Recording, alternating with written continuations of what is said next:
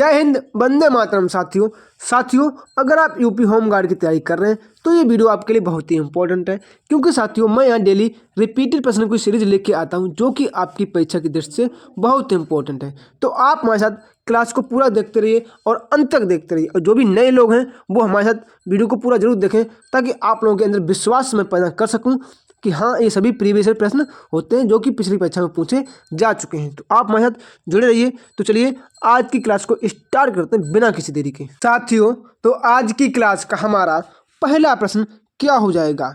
दक्षिण भारत का मैनचेस्टर किसे कहते हैं? दक्षिण भारत का मैनचेस्टर किसे कहा जाता है? तो किसे? कोयम्बटूर को हम लोग दक्षिण भारत का मैनचेस्टर कहते हैं। अगला क्या है? प्रश्न नंबर 2 हमारा क्या हो जाएगा? कौन सा साहित्य संगम साहित्य के रूप में प्रसिद्ध है? कौन सा साहित्य संगम साहित्य के रूप में प्रसिद्ध है? तो कौन सा?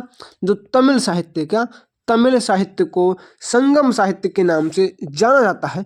सभी प्रश्न बहुत इंपॉर्टेंट हैं।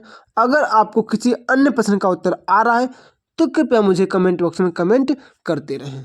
अगला क्या है? प्रश्न नंबर 3, प्राचीन भारत के महान व्याकरणविद पतंजलि किसके समकालीन थे?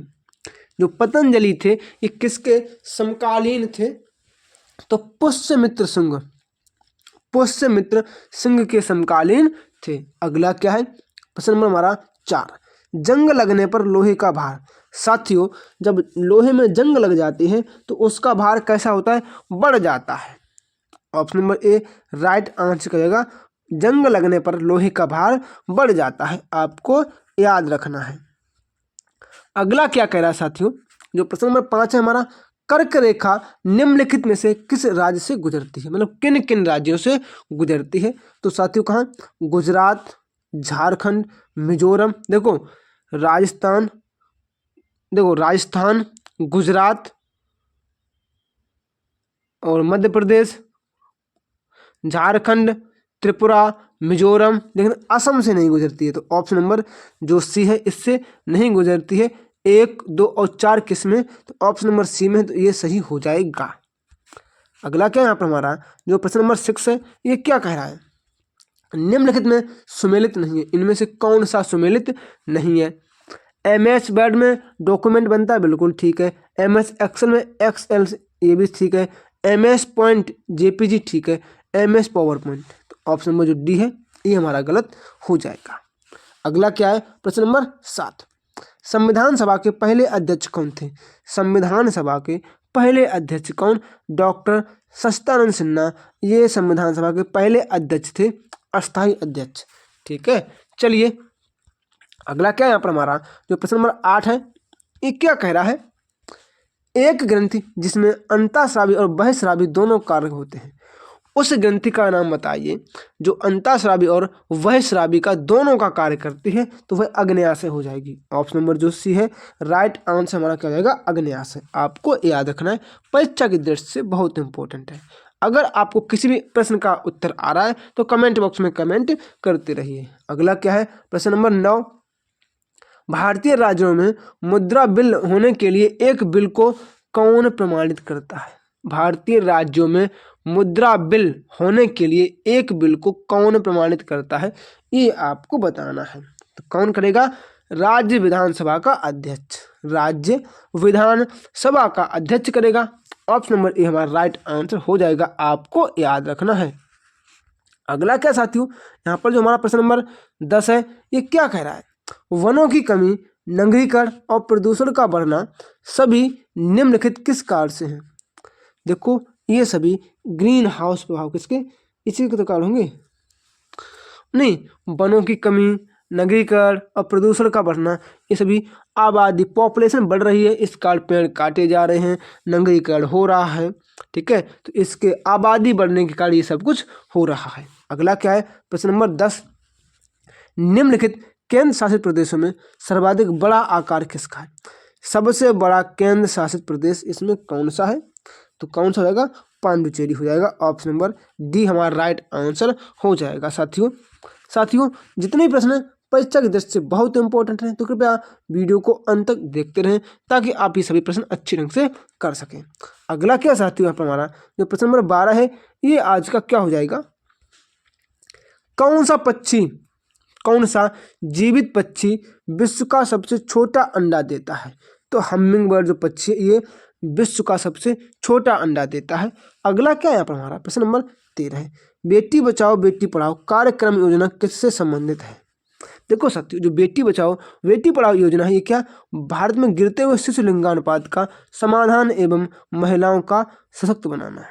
Option number A right answer हमारा हो जाएगा कि बेटी बचाओ बेटी पढ़ाओ उसका संबंध यही है कि जो गिरता हुआ शिशु लिंगानुपात है इसको मतलब इसमें समाधान करना ताकि लोग भ्रूण हत्या ना करें। ठीक है, चलिए अगला क्या है यहाँ पर हमारा जो प्रश्न नंबर 14 है ये क्या हो जाएगा, क्या कह रहा है, प्रसिद्ध गीत सारे जहां से अच्छा हिंदुस्तान हमारा की रचना किसने की? सारे जहां से अच्छा हिंदुस्तान हमारा हमारा ये रचना किसने की है? सर मोहम्मद इकबाल सर मोहम्मद इकबाल जी के द्वारा इसकी रचना की गई है। अगला क्या है 15, पल्ली आंदोलन संबंधित है। पल्ली आंदोलन का संबंध किस राज्य से है? ये कहाँ से, ये तमिलनाडु से हो जाएगा। Option number B right answer हमारा हो जाएगा। इसके बाद हमारा अगला प्रश्न क्या है, प्रश्न नंबर 16 क्या कह रहा है, भारत कला भवन कहाँ स्थित है? ये जो भारत कला भवन है ये कहाँ, ये बनारस में स्थित है। ऑप्शन नंबर बी हमारा राइट आंसर हो जाएगा। 17 क्या कह रहा है, भारत की सड़क प्रणाली का विश्व में कौन सा स्थान है? भारत का सड़क प्रणाली में विश्व में दूसरा स्थान है। आपको याद रखना है, परीक्षा की दृष्टि से बहुत इंपॉर्टेंट है साथियों। अगला क्या है आज का हमारा जो प्रश्न नंबर 18 है ये क्या हो जाएगा, क्या कह रहा है, भारत में सिकंदर लोदी का शासनकाल कब से कब तक था? भारत में जो सिकंदर लोदी है इसका शासनकाल 1489 से 1517 ईस्वी तक था। तो ऑप्शन नंबर जो सी है हमारा राइट आंसर हो जाएगा। आपको याद रखना है, परीक्षा की दृष्टि से बहुत इंपॉर्टेंट है। अगला क्या है 19, अतीत के चलचित्र ये किसकी रचना है?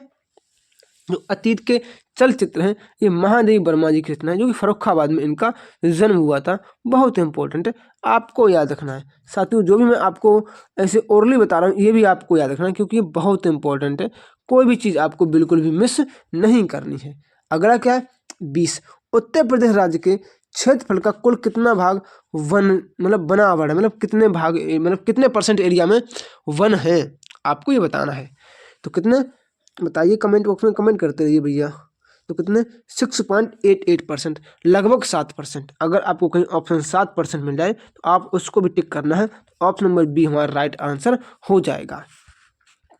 अगला क्या कह रहा है साथियों, जो प्रश्न नंबर हमारा 22 है ये क्या कह रहा है, भारत में हरित क्रांति का श्रेय किसको जाता है? साथियों भारत में हरित क्रांति के जनक कौन है?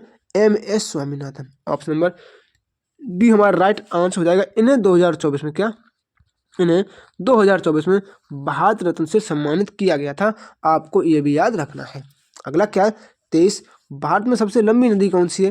भारत में सबसे लंबी नदी कौन सी है? तो कौन सी जाएगी? Ganga. Option number C right answer हो जाएगा। आपको याद रखना है। अब अगला प्रश्न क्या करें,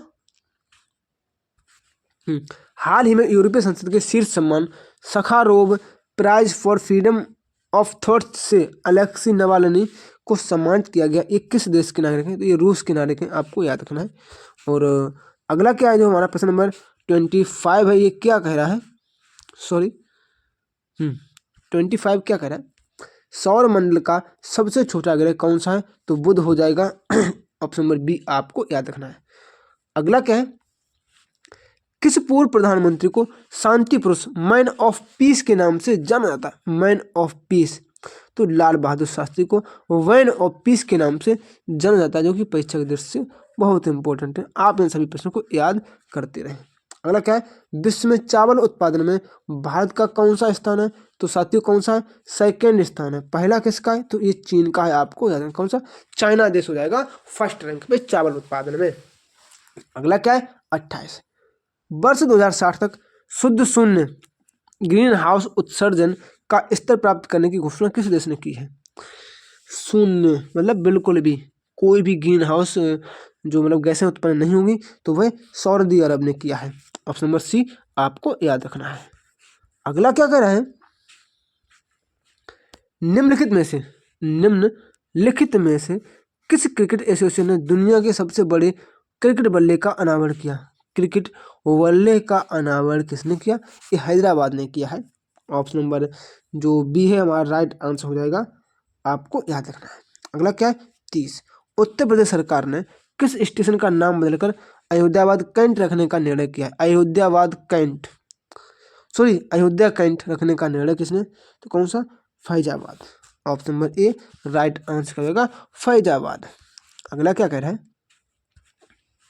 निम्नलिखित में से किस राज्य में भारत का पहला टेस्ट ट्यूब बेबी बन्नी भैंस का बछड़ा पैदा हुआ था। बन्नी भैंस का बछड़ा ये गुजरात में पैदा हुआ था। ऑप्शन नंबर जो सी है हमारा राइट आंसर हो जाएगा, आपको याद रखना है, परीक्षा की दृष्टि से बहुत इंपॉर्टेंट है साथियों।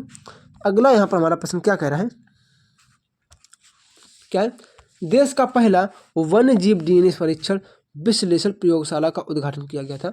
देश का पहला जो वन्य जीव डीएनए परीक्षण विश्लेषण प्रयोगशाला का उद्घाटन कहाँ किया गया था, तो 33 का आंसर आपको बताना है। तो क्या हो जाएगा 33 का आंसर साथियों, नागपुर में किया गया। Option number D right answer हो जाएगा। अगला क्या है जो 34 है, ये क्या कह रहा है, सत्यमेव जयते किस शब्द उपनिषद से लिया गया। उपनिषद से लिया गया सत्यमेव जयते, तो कहाँ से, मुंडक उपनिषद से लिया गया, आपको याद रखना है। अगला क्या है 35, मोहनजोदड़ो में सबसे बड़ी इमारत कौन सी, तो ग्रेट बाथ, क्या विशाल स्नानागार मिला हुआ है, ये आपको याद रखना है। और 36 क्या कह रहा है, भारत की संविधान सभा की प्रारूप समिति के अध्यक्ष कौन थे। तो भारत की जो संविधान सभा है इसके प्रारूप समिति के अध्यक्ष वी.आर. अम्बेडकर थे, आपको याद रखना है। और ये क्या है, आज का हमारा प्रश्न क्या हो जाएगा 37, निम्नलिखित में से किसने आयुष्मान भारत स्वास्थ्य अवसंरचना का शुभारंभ किया है। तो किसने, माननीय श्री प्रधानमंत्री नरेंद्र मोदी जी के द्वारा किया गया है। अगला क्या है 38, क्या कह रहा है, तारामंडल सप्तऋषि को पश्चिम निवासी किस नाम से जानते हैं। पश्चिम निवासी इसे विंग डेम्पर के नाम से जानते हैं, आपको याद रखना है। अगला क्या हो जाएगा हमारा प्रश्न, क्या कह रहा है ये, क्या है, एडमिरल कप का संबंध किससे है। एडमिरल कप तो नौकायान से, आपको याद रखना है। Option number D right answer हो जाएगा।